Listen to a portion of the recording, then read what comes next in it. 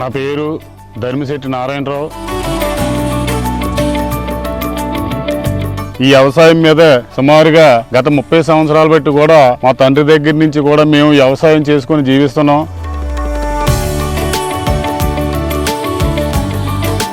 ముఖ్యంగా మాకు ఈ ప్రాంతం అంతా కూడా వ్యవసాయమే ఆధారం. ఇక్కడ ప్రధానంగా వరి, చెరుకు, అపరాలు, మినుములు రకరకాలు పండుతాయి. అయితే మాకు ముఖ్యంగా ప్రధానమైన పంట ఈ వరి పంట.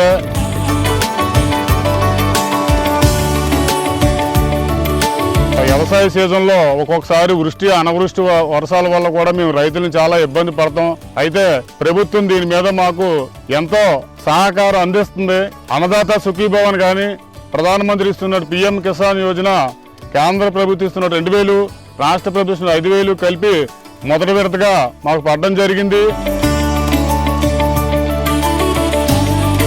అప్పుడు మేము విత్తనాలు కొనుక్కోవడానికి, అలాగే వరి నారుమళ్ళు తయారు చేసుకొని విత్తనాలు వేసుకొని దమ్ము దున్నుకోవడానికి ఆ సహాయం మాకు చాలా ఉపయోగపడ్డది.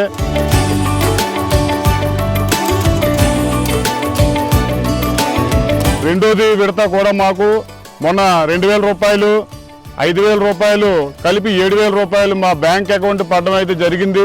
దానివల్ల ఇప్పుడు మా పొలంలో వరి నాట్లు వేసిన తర్వాత పండిన పొలానికి వరి కోతలు కోసి ఈ కూలిపు ఇది చేను తీసుకొని కుప్ప పెట్టుకోవడానికి మాకు బాగా ఉపయోగపడింది.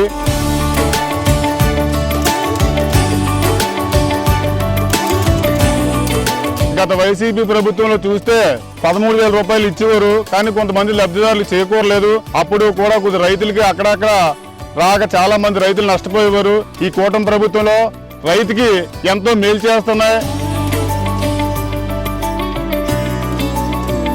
మాకు కూలీ ఖర్చులు పెరుగుతున్న టైంలో కూడా ఈ ఇచ్చిన డబ్బుల్లో మాకు చాలా వరకు కూలీ ఖర్చులు ఆదా అవుతున్నాయి. కాబట్టి ప్రత్యేకంగా ప్రభుత్వానికి మేము ధన్యవాదాలు తెలియజేసుకుంటున్నాం.